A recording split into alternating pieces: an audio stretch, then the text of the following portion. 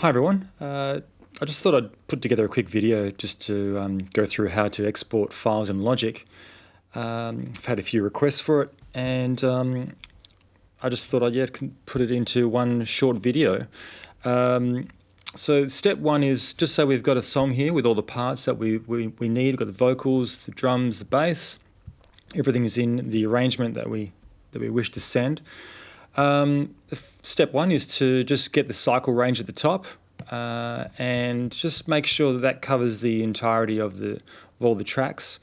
Just make sure you're right at the front there as well. Sometimes it doesn't go to zero there.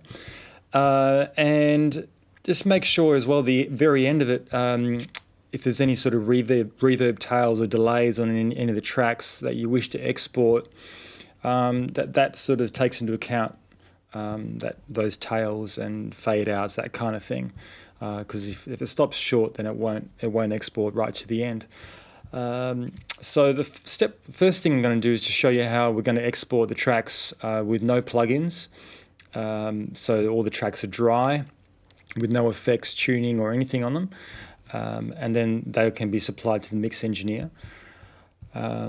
So the first step is cycle range. The second step is just label the tracks. As you can see here, I've got two vocal files, one that's the lead and one's the double. I also like to number those files if I have a track that's a priority to another track. I have the same thing here with the kick drums. I've got a main kick and then a second kick that comes in on certain parts of the song.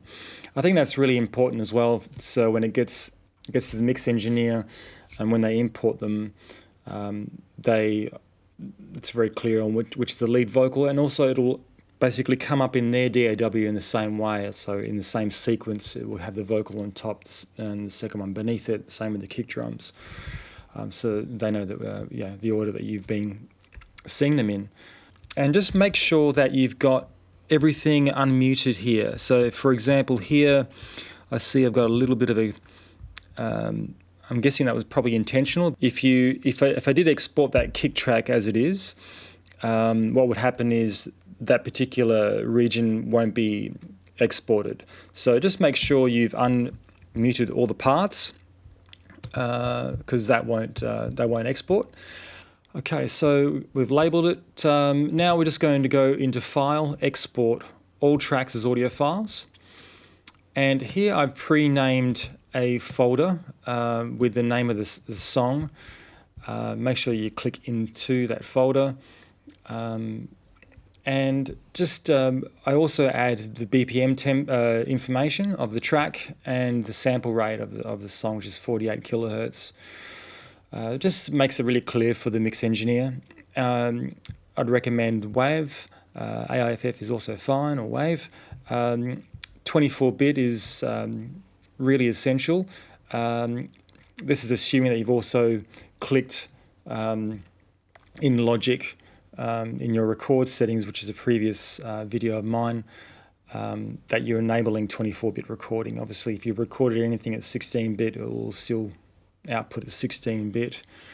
Probably everything actually other than your instrument tracks and your plugins, the soft synths, they'll all be 24-bit, but all the audio will remain 16-bit if you haven't enabled 24-bit recording. So I would, just 32-bit flow can be a little bit sketchy with Logic sometimes. So I just basically keep it 24-bit, bypass the effects plugins,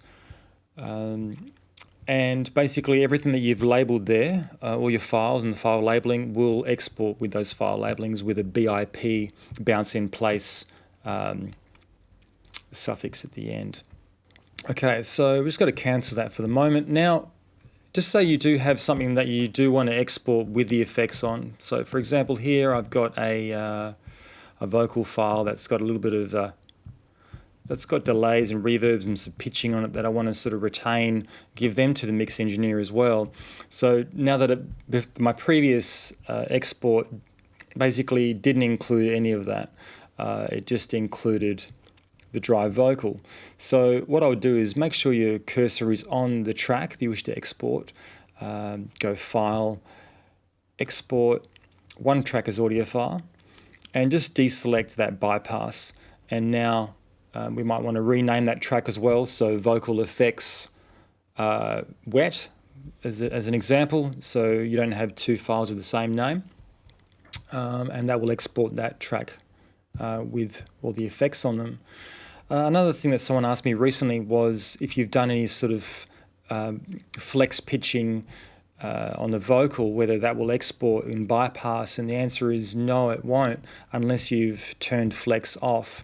So for example, I'm just turn flex on, and also there, as you can, and I've made a little change there, so that will only export if you keep flex on.